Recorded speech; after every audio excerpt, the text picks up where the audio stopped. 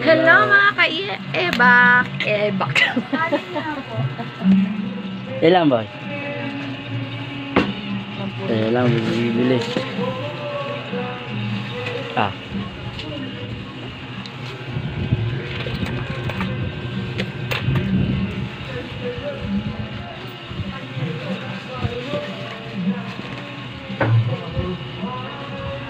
Kapit tayo.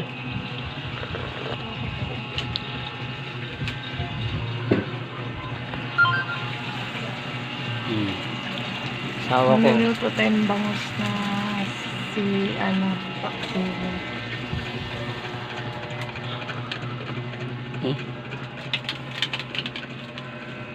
Talaga. Ayan si EJT Consela. Siya ang original na may-ari. Anak ko yan. Video ka pa?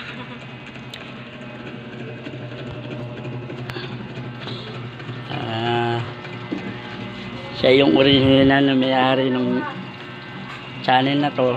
Pinagamit siya sa akin kasi para daw baka kumita raw ako.